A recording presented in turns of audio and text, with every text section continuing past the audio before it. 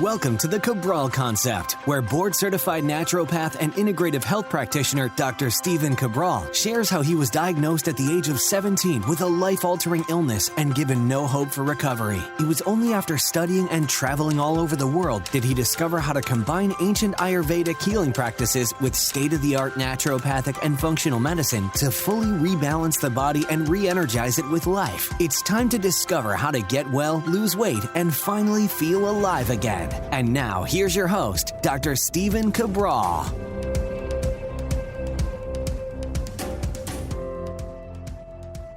Welcome back, everyone. Great to have you here today. Episode 2258 of the show. If you want to check out any of the research links or maybe even a list today of the best foods for boosting branched chain amino acids, that will be over at stephencabral.com/2258.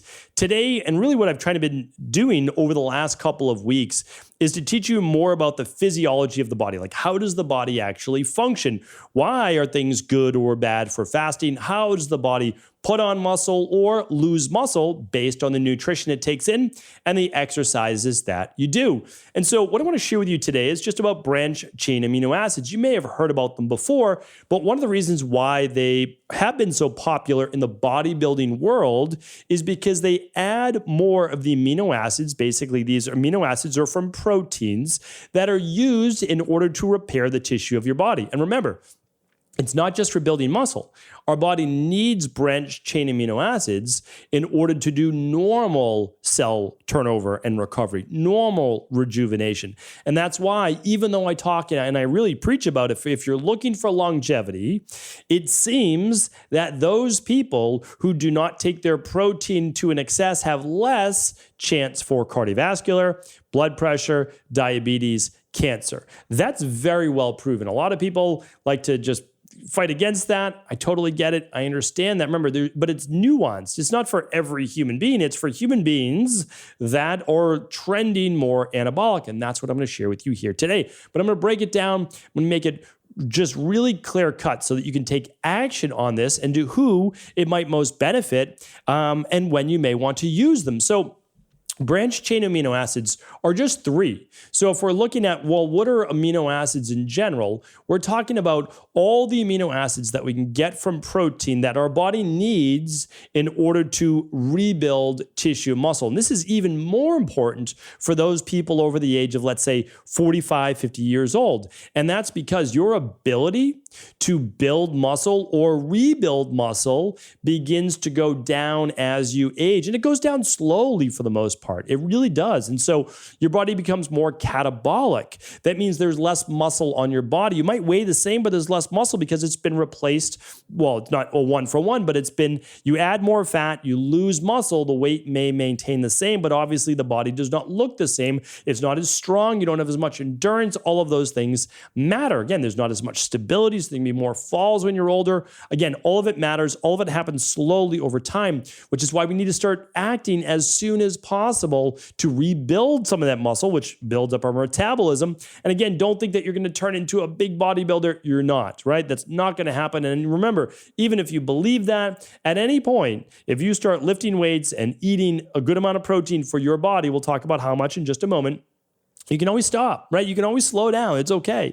I just want to share with you that when I'm talking about the amino acids today, I'm going to be talking about leucine, isoleucine, and valine. But the essential amino acids are histidine, isoleucine, leucine, methionine, phenylalanine, tryptophan, threonine, valine, and lysine. Okay, those are the essential. There's no quiz at the end. Don't worry about it. You don't need to know all of them. What's called conditionally non-essential are arginine, asparagine, glutamine, glycine, proline, serine, and tyrosine. A lot of these help actually with our neurotransmitters. They're used for our mood, so it's not just with building muscle, right? Not just for the repair. And then the not essential would be alanine, aspartate, cysteine, and glutamate. So all of these we would get on a typical vegan diet or non-vegan diet, and we would get all of these amino acids typically on a daily basis, as long as we're taking some of the foods in that I'm going to be chatting with you about. Now, those people, though, that are looking to build more muscle Or if you started to lose more weight, you'll want to add more of these branched chain amino acids in. And I'm going to share with you why that you may not want to or even need to supplement with just those 3 branched chain amino acids, which are leucine, isoleucine, and valine, as I did speak about before. And one of the reasons why I say you may not even want to is because even though you're looking to increase those because they are the most potent anabolic amino acids in terms of muscle repair, that overdoing them may, not always, may cause more anabolic issues with the body. And those anabolic issues with the body would be, again, all of the things that can help improve muscle mass, but at the same time, they could cause more of a chance for cancer, cardiovascular issues, and let's say higher blood pressure in some, type 2 diabetes in some, only because of the cell dynamics. I understand diabetes and the hydrogenated oils and the processed sugar. I understand. We're not going to go over that topic today. This is episode 2258. We've covered a lot of these topics before, and I will link to them at stephencabral.com/2258. What I want to focus on here today is many people need more of these branched chain amino acids. They may not just need to supplement with the 3 individual ones unless they have very specific goals. Okay, so let's go over all of it, and then we'll talk about who or who may not need to supplement. So branched chain amino acids are found in very common foods and all the amino acids in general. One of the reasons why I think that this is crucial that we look at, though, is that people need more BCAAs, as they're sometimes called as well, in their diet in order to improve their overall, let's say, fasting, dieting, or body transformation goals. And that's the reason. Here's the reason why. People are going hypocaloric, meaning they're really dropping their calories too low, or they're going too long during the day without eating, and they're actually becoming quite catabolic. I've shared with you multiple podcasts that most of the people doing 16-8 fasting, the results are coming from lean mass loss. That means muscle loss and not body fat. That is well proven. And again, I have 2 podcasts sharing with you that the only people that didn't happen to, well, the young, it doesn't happen to as much, but the only people it didn't happen to were those doing strength training at least 2 to 3 times a week. 2 to 3 times a week, those people were able to preserve muscle and lose body fat. The others were not. Their body, again, you don't get to tell your body what to do, right? You only tell it what to do by your actions. So if you're fasting long periods of time and you're not working out with weights, that can lead to an absolute disaster with your metabolism. And again, we see it all the time in our practice. So I'm going to give you the foods right now that can have the highest amount of branched chain amino acids, excuse me. You're going to find that many of them are more meat and fish based, okay? But I'm going to share with you what are more the vegan based ones that can also have high levels of BCAAs. And I'm going to share with you then at the end why those, though, are still not as anabolic as the meat, fish, etc. And again, it's always your choice. I support both vegan lifestyles, paleo, primal, etc. Okay, so when we look at the top of the list, and I'm going to see if I can give this chart to you as well. So let me see if I can just find this chart here. Well, here's the thing. I will link it up for you, and you'll be able to get the full chart yourself, all right? So let's just start with some of the more popular ones. So one of the highest, believe it or not, highest branched chain amino acid foods are poultry. So as high really as red meat. So when you look at turkey breast or you look at chicken, you're looking at some of the highest BCAAs per ounce. And part of that is because they're leaner. So if we're looking at leaner meat, then per ounce, there's less fat. And if there's less fat, that means typically per ounce, then there's more protein. Because if we're looking at like a meat, let's just say poultry, red meat, etc., it's measured, you basically weigh it, right? And when you weigh it though, what are you looking at? Well, meat doesn't really have any carbohydrates. You could talk about the sugars and things like that. It's minuscule. So what are we really talking about? We're talking about protein and we're talking about fat. So then if we're talking about, well, the leaner the cut, chicken breast, turkey breast, right? Those are much leaner than, let's say, a thigh. Then you're getting what? You're getting more protein in those than fat, which just then automatically means you're getting more branched chain amino acids inside of those. You're getting more amino acids in general, but you're getting more of the BCAAs. That's why it's even higher than red meat. Now, here's the caveat though, because if you were to take the red meat and you would trim away the fat and it was the same amount of ounces, you can make the argument that red meat has higher amounts of branched chain amino acids, a creatine, which we're not going to get into today, and other pro-anabolic nutrients. And I would agree with that. I believe that red meat is more anabolic than any of the other types of meat out there. I believe that for bodybuilders and people wanting to put on the most amount of muscle, red meat is absolutely that thing. Now, again, am I promoting a diet high in red meat? I'm not. I can't, because we're talking about it from a health-based perspective. But if you're talking about, if someone's saying, hey, what is the easiest and best way to recover and put on the most amount of muscle? Yeah, I can't lean red meat for sure. I mean, again, I'm just because I'm unbiased and I do not let dogma affect my decisions. Now, if you're telling me what's the healthiest diet, well, I'm certainly not going to tell you to eat red meat multiple times per day. That is for sure, right? Because I can show you plenty of studies that shows that it can lead to a lot of health issues if you increase your red meat intake. Again, we can have the debate argument another day if you'd like, but for sure I can back that up with scientific research. Now, the thing is, people say, well, it didn't happen to this person. Right. We don't know necessarily who it's going to happen to. We really don't. We can't. We don't know that yet. I've even looked at genetic markers and who it helps and who it hurts. And still not all of these genes match up as well. So I don't want to get into that debate today. I've got a lot of podcasts on that as well. The mounting evidence against meat is certainly one of those. And again, I'm someone that eats meat. So again, I'm just staying unbiased. I'm giving you actually just precisely what the science says that we know to this day. And of course, I'll update that as we learn more and more. All right. So turkey breast, chicken breast, and then I said lean beef, right? So beef, definitely one of the most anabolic out there, meaning higher levels of branched chain amino acid per ounce of beef or chicken breast, turkey breast. Now, what about fish? Wild salmon, very high in branched chain amino acids. I mean, it's almost up there with chicken breast, turkey breast. It's almost there. It really is. Another one is sardines. So, I mean, hard to believe. I didn't think sardines would be as high in the list, but it is.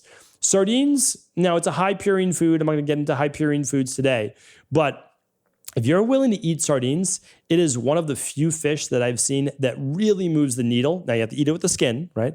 But it really moves the needle in terms of your omega-3s. And it's obviously a part of a Mediterranean diet, but very anti-inflammatory fish and high in amino acids. It's right up there with salmon as well. Same. Another one is tuna. So right just below those is tuna. Not a huge advocate of tuna. Maybe once a month you could have tuna, but it is high in mercury. So I think you want to go easy on that one for sure. All right. I know that not many people are going to eat this. I'm not going to be a person to eat this, but some people enjoy it, and it's catfish. Catfish is going to be one of the top 10 in terms of high branched chain amino acids. Now, we start to fall down the list a little bit as we start to move down, but before we kind of top off the paleo-based foods, actually, I'll give you this one before I move on to more of the vegan-based foods. It will be eggs. Eggs, though, are only about 1/4. So about 25% of the amount of branched chain amino acids of a salmon, sardines, steak, chicken, turkey, etc. So it's nowhere near as high as the others. I mean, it really isn't. Now, the nice thing about eggs, though, is that you're going to eat multiple of them, right? So if you ate, I'll give you an example. If you were to eat 4 eggs with the yolks, that would then be equivalent to about a fist size worth of chicken breast. All right. So that's how to look at it, and salmon.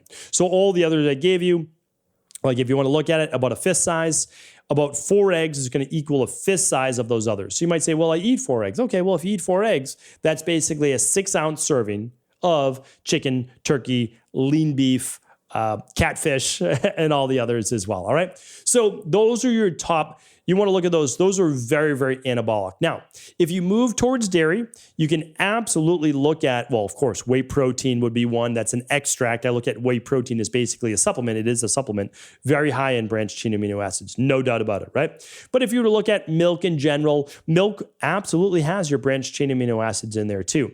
I know not a whole lot of people are just drinking milk, especially since there's so many detrimental food sensitivities to cow's milk, but maybe you're getting getting raw milk. Maybe you're getting something that's just not like your typical milk that you might see out there. All right. So let's move on and let's just say, well, you don't want to be eating maybe meat all day long or fish all day long. All right, well, what else could improve your overall branched chain amino acids that are not going to be meat, poultry, fish based? All right, so a few of them that I didn't know before I was doing the research on this. Believe it or not, and this is no small amount. This is, again, 6 ounces of Brazil nuts is quite a bit of Brazil nuts. I mean, quite a bit of nuts. There's no doubt about it. But Brazil nuts pack the same amount per ounce of branched chain amino acids. This was hard to believe. As chicken, turkey, salmon, not quite as much as chicken and turkey, not quite as much as chicken, turkey, and beef, but the same amount as salmon, same amount as tuna, and the same amount of sardines. I thought that was pretty impressive. 6 ounces actually gave you the same amount as those. My opinion, though, you don't eat 6 ounces of Brazil nuts on a daily basis. They're very high in selenium, which is great. I've talked about that before, but you're probably eating maybe 1 a day, 2 a day maximum. And then you're really getting high on selenium. So that'd be a normal amount of Brazil nuts that you might add. You might throw them in your smoothie and you're getting all the benefits there. All right, so Brazil nuts, absolutely fantastic as a let's just call it plant-based protein if you want to get that in there as well. Others that are higher, lima beans, chickpeas, kidney beans, cannellini beans, lentils. So those are some nice legumes, beans there that you can add in that you're going to get a good dose of branched chain amino acids. Not the same. Again, I'm not saying that it's going to be the same as your non-vegan varieties, but you're still going to be packing a punch in there as well. And then I'm going to give vegans a nice little supplement that you can use as well. That will just take that through the roof as well. A little bit lower would be pumpkin seeds though, but that's there. Brown rice, another nice one for branched chain amino acids. Quinoa, almonds are all on that list as well. Corn's up there, but again, I don't think that anybody should be eating a ton of corn. 93% of all corn is genetically modified. You don't want to necessarily get sweetened corn. So again, if you can get fresh corn, okay, maybe you'll have some corn, but I don't think that it's top on people's list. Okay, so those are the top ones. Those are going to be the most potent forms that I think we humans should include on a near daily basis. I'll throw in peanuts as well. Peanuts are up there. Again, just make sure if you're eating peanuts that they are very clean, that you're making sure that they are tested for aflatoxins, that they're low in mold because they are one of the highest in mold out there. All right. So I kind of mentioned 2 supplements. Excuse me. One is whey protein. So whey protein is obviously from cows. For the most part, you're getting whey protein from cows. There is goat's whey protein. That is much more hypoallergenic, easier for people who have sensitive digestion. I'm not going to get into isolates versus concentrates and all that today, but if you're going to get them, get grass-fed. That's my opinion. Now, for most people, I'm recommending a plant-based protein because I think most humans, they just eat too much animal protein in general. That isn't really conducive to overall health. Again, I'm not saying that you can't eat animal protein. I eat animal protein, but what I'm saying is I think we as humans, we can go overboard if we're looking for the best of all worlds. Transforming the body, keeping our bodies fit, but also looking to be healthy as well. I mean, that's where I'm at. Maybe your goals are different. That's why I'm sharing with you we can do on both sides of the equation. But whey protein, obviously packed with the branched chain amino acids. But did you know that pea protein powder gives you, for every 15 grams of protein, it gives you between 2 and 3 grams of branched chain amino acids. So that's pretty impressive. So if you're taking in 15 grams a day, like we use in our daily nutritional support, somewhere between 2 and 3 grams of branched chain amino acids. Not bad. I mean, that's about half a serving of chicken or turkey or beef or any of those things a day. I mean, that'd be the equivalent to about 2 eggs every single day, that 15 grams right there. And then, of course, if you do 2 a day, well, then you're getting about between 5 and 6 grams of branched chain amino acids every single day from that. So that's a nice way that vegans can get in more BCAAs. Again, when you take in your BCAAs, unless it's in a capsule form or a powder form, you're getting all the amino acids that you typically need. That's the great thing about making sure you take in enough protein. So quick recap here though, make sure that if you are losing too much weight or you're trying to gain weight, or let's say that you're over the age of definitely 55, 60, you want to be making sure that you're getting about half your body weight in grams of protein per day. 160-pound person, you're taking in about 80 grams of protein. That hopefully means that you're working out 2-3 times a week as well with weights to be able to keep that muscle mass on. Between the age of about 25 and 55 or so, the typical recommendation is 0.8 grams per kilogram of body weight. So again, it goes a little bit below that. If you're more active, you can certainly take in more protein. Now, if you are looking to put on size, put on muscle, or you're hypocaloric, which means your calories are less than your energy demands for the day, well, then you can take in more protein. The reason is that you're naturally catabolic. You're taking in less than your body needs to build up. So you can actually take in more protein, and then it's less detrimental for the overall health. Doesn't mean go overboard, but it certainly means that you can do that. And that's why when people are dieting, losing weight, that's what they're trying to do, or lose body fat, they can actually take in a little bit more protein without the detrimental effects. Why? Because their body's in more of a catabolic state. Protein, especially branched chain amino acids, puts you more in an anabolic state. Again, an anabolic state is going to allow you to put on more muscle mass or not lose as much muscle mass, and that's a good thing, right? But it can be taken overboard. That is why I share with you research that shows, again, above 19% of your total macros per day, if it is protein, especially if it's meat-based, you just have more of a chance for cancer. That's what the science says. I believe the science because it makes sense.